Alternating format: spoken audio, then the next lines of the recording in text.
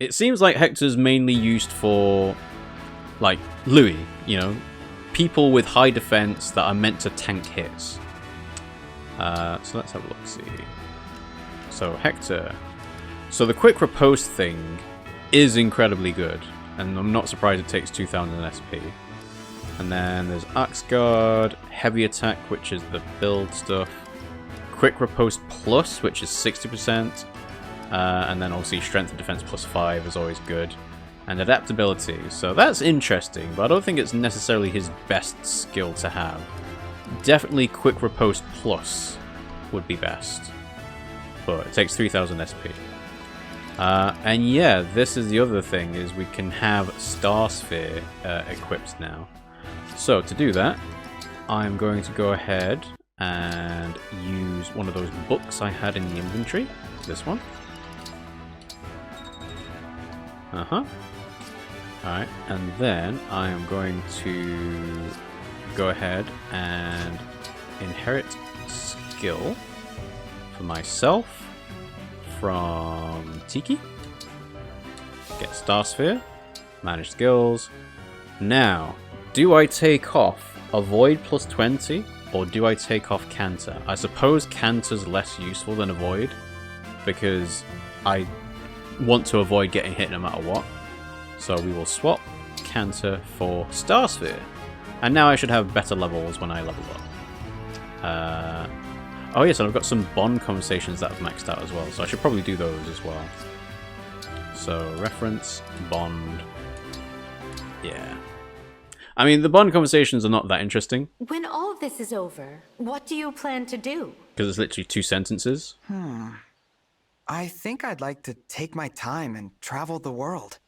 And also read and sleep a lot. And they add nothing of value, really. I'd like it if you were by my side as well. That said, we'll have to let the world heal first. I'll be sure to consider your kind invitation as we hasten our way to your days of tranquility. Big brain boys incoming. Big brain boys incoming. Well, hello!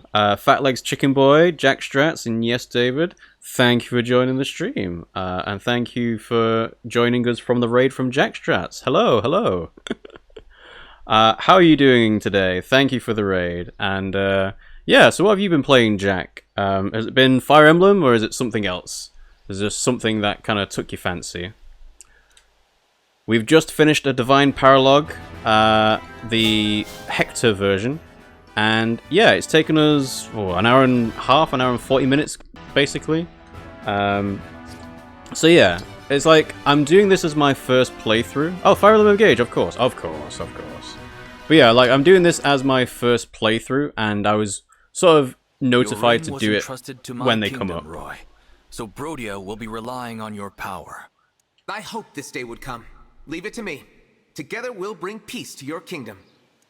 So what I'm finding is that my advanced units, which is Alchrist, Alfred, although Alfred less so at the moment, and myself as Alear and Saline they are pulling away from my other units in terms of usefulness in battle. So it's like, well, I kind of need more Master Seals. So, alright, let's get Saline and Micaiah. And yes, David's on their first playthrough of Engage as well. Prayer alone Cool. won't bring peace. We must keep fighting, no matter how thorny the path. You're right. We have to fight together. I'll back you up anytime, Saline. So yeah, I'm just doing these bond conversations because otherwise they'll get stuck at level 9 and not get the boosted effects, which is Nosferatu. So I can do Nosferatu tanking with Saline if I wanted to. The Divine Paralogues can get really hard if you do them late game. They scale up a lot. David killed Louis tonight. Wow. How did you manage that? I guess you must have left them in range of a mage unit because he's got like 27 defense at this point in the game for me now. So, yeah, that's difficult to do. I've learned a great deal by observing you, Sigurd. I hope to become just as great a knight. Knights must fight on behalf of their people. Let us support each other to keep them safe. This is really interesting to me as I feel it's usually the other way around. Yeah, usually Divine Paralogues, but Paralogues are usually harder to do earlier because they... Well, I guess the point is that they don't usually scale. You know, they are a set level, but here they've done the thing of, oh well, your Alear is level 7 advanced class. That means that you know, you're going to see advanced level enemies in the paralog itself, but they were mostly like level 16, 18-ish. So I think what I should do is, like, I should leave my other units behind a little bit if I'm not going to use them. Louis dead, rip. I've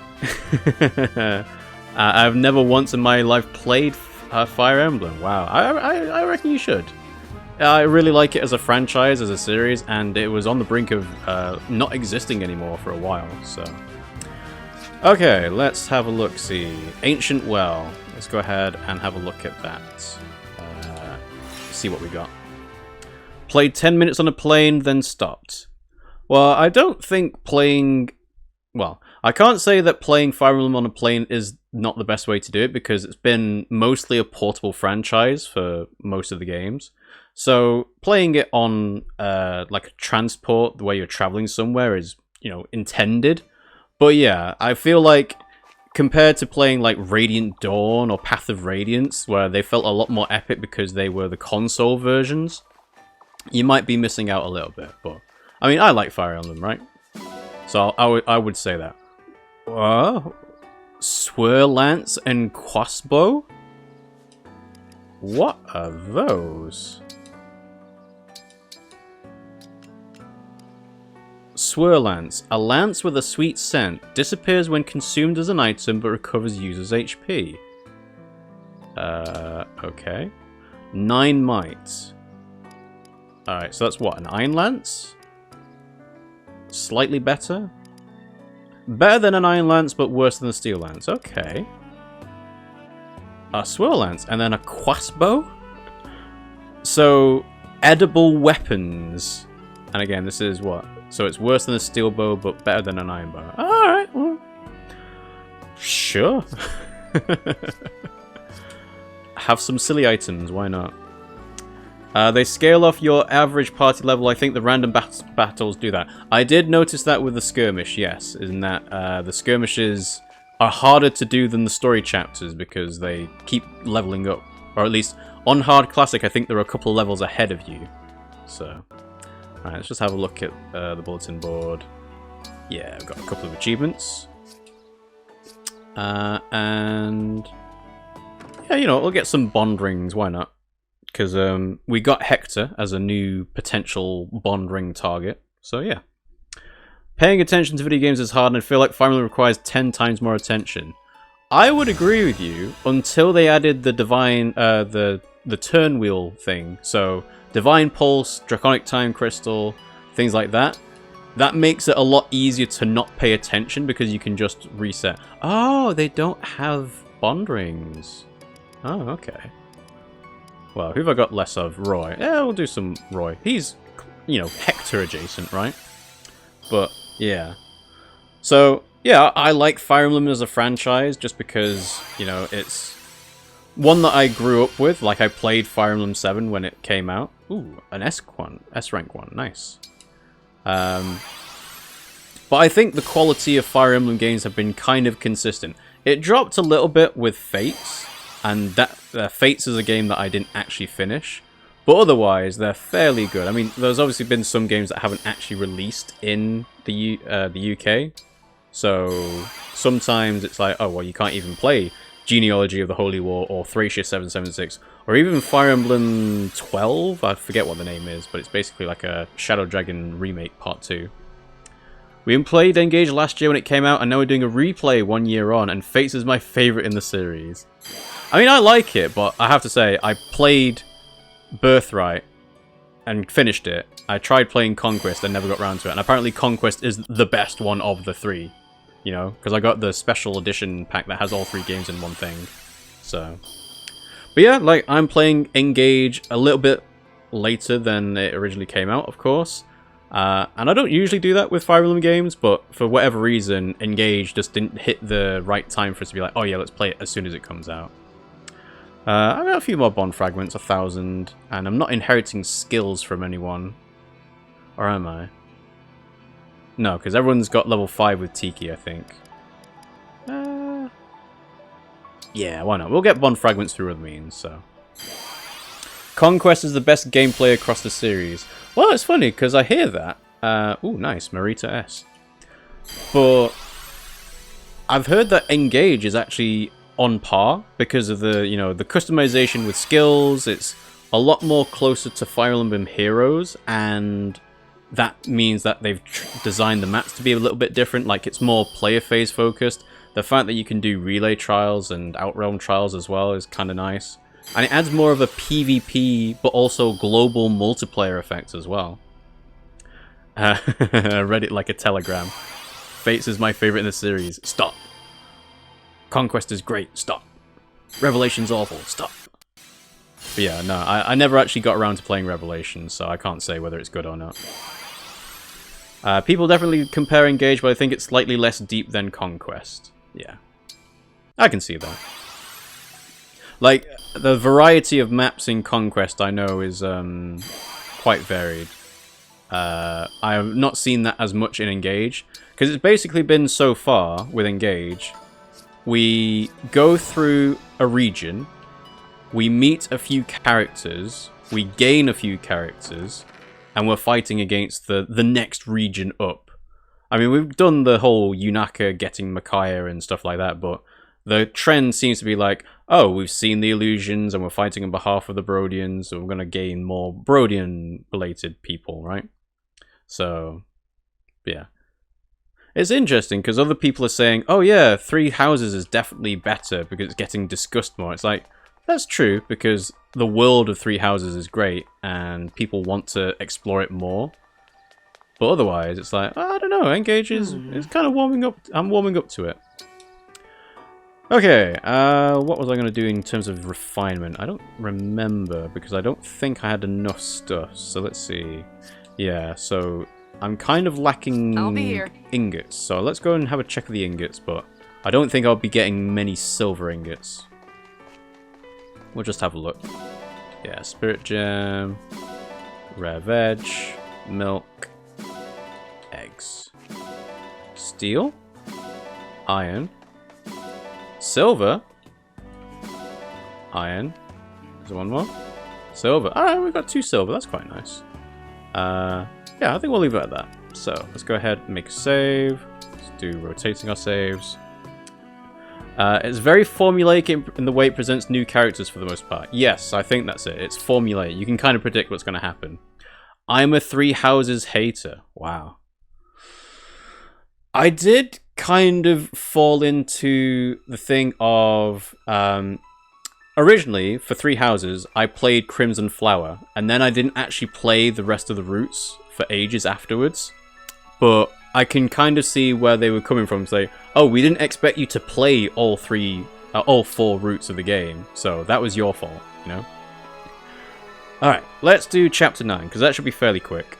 Fort on the Border. The Divine Dragon's army and King Morion head to Elusia's border to answer King Hyacinth's challenge. So yeah, base class level 10, and yeah, no one's below 10, so should be a fairly easy chapter to get through. It's going to be very hard for any new game to dethrone Awakening for me, especially with intelligent systems appealing more to mainstream sales as the modern series goes on. Yeah, I can see that, because it's like, it's many people's first. It's like, people are going to compare Awakening and Fire Emblem 7. Where's the king? I played Blue Lions first and was really disappointed that the whole first part of the game was exactly the same each time. That's one thing that Fates did do well, is that you could skip to the choice point and move on to the next bit that would be unique. But yeah, having to replay White Clouds 4 times is kind of annoying. But there's no other way to do it, you know? There's no getting around that. So. He's headed to the front line. Our orders are to wait here with the rear guard. Will do. Here, take this. Oh, you're giving me Roy? The ring? You didn't give it to your father? I tried. He wouldn't take it. Too stubborn, too proud. The king said that if anything should happen, he wants you to keep my ring safe. But what if he needs it? Exactly. Father wants a fair fight. Not to say that using the ring is unfair, but we Brodians have a particular sense of pride. Does he have the fair fight skill, though? He wants to stand in his own strength, and asked us to respect that. I understand. I'm just not sure our enemies will have the same code of honor.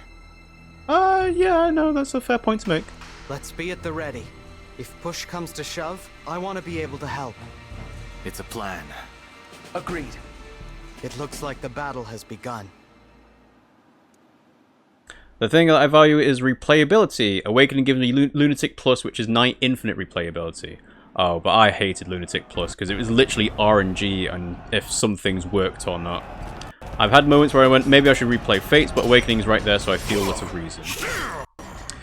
Yeah, no, I hate Lunatic Plus. Like, I think they were correct to tone it down when it comes to maddening. Lunatic Plus was just way too far in the masochistic way. My country come at a very high price. And now you will pay it. Do you really think you can withstand the might of Protea? Yes, my army is blessed by Lord Sombron himself.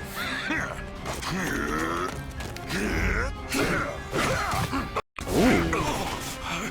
A mage unit with physical attributes?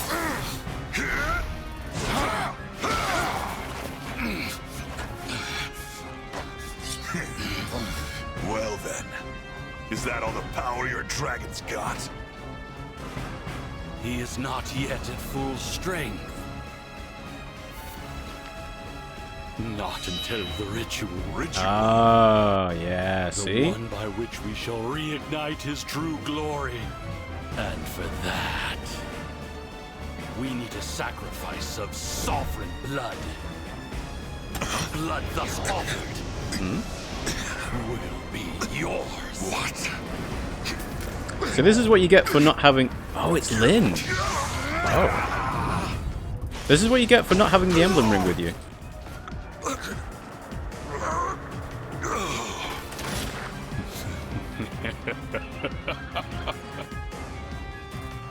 We tried to tell you, you know? Father! Come on, Diamant.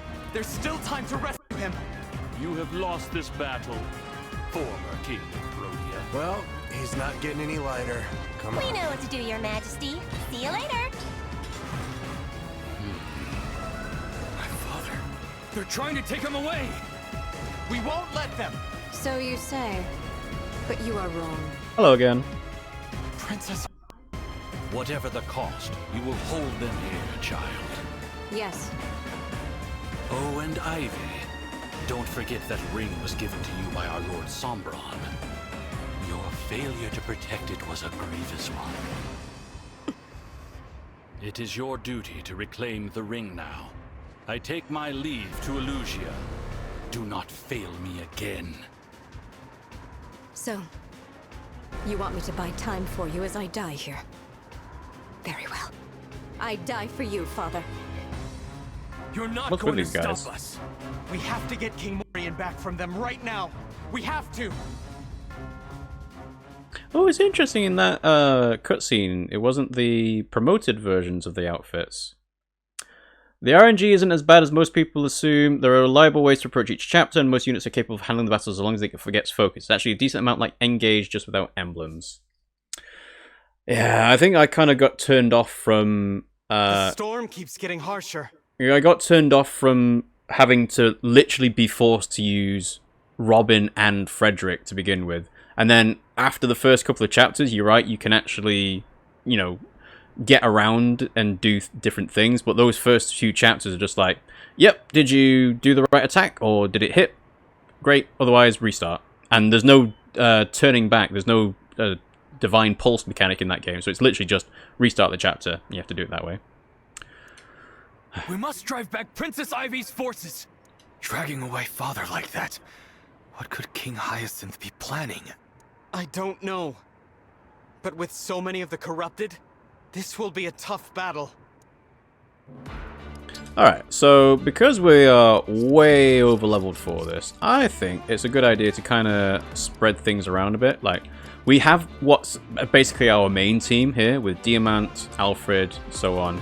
So let's have our B team do some stuff. So we'll have these guys. Alfred, Amber, yeah, like, we've got a good split here. And Vanda's just getting left in the dust because, you know, who likes Vanda, right? So let's have a look at the map. Jade, Axe Armor. Okay, I assume we're going to be recruiting them. There's Ivy again. Are there any other unique units? I don't see any more. Is it just Jade? Alright. Ooh, what they go? Oh, Spirit Dust. Cool.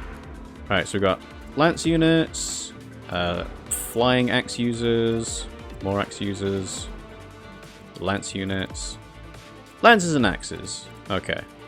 So, sword units, and we've got, what, Kagetsu, and there should be Zalkov? Yeah, okay.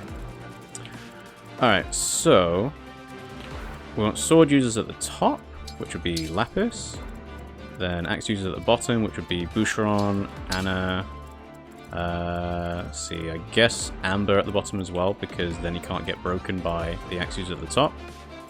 Citrin, I'll put these guys there. Like that. So let's see, in terms of heals, what have we got in terms of heals?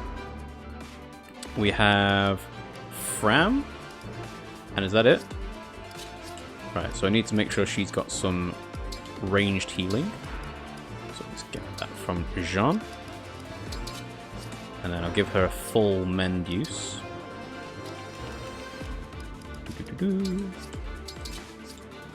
Alright. Then Amber's pretty equipped. Etier can trade over from Alchrist for the Steelbow Plus. Anna's good. Boucheron's good. Citron's good. Lapis. I suppose I could trade over Falk Vanga from Diamant, seeing as he's not using it. Switch out Steel Sword, I guess. Then Saline. No, Saline's not equipped, actually. Chloe needs the Silver Lance from Louis again. Let's switch out the Iron Lance. Alright. So, rings. Might as well give Celica to myself. Lady Celica! Actually, no. Yeah, that's fine. Let's give Micaiah to Clan. Lady Micaiah! Alright. Anna could do... Let's give Anna Hector. Hector! Then Boucheron takes Sigurd. Citrin to do with some magic. Who's got magic? I guess I've used the magic, so let's give her Tiki. Lapis. Oh, Lapis has already got Leaf. Chloe's got Marth. Okay, that's good. Alright, so I think that's good in terms of inventory stuff. Oh no, I need to give Clan a heal now that he's got Micaiah equipped. So I've got 2 healers. So I can split them up. I can send Fram top, Clan bottom.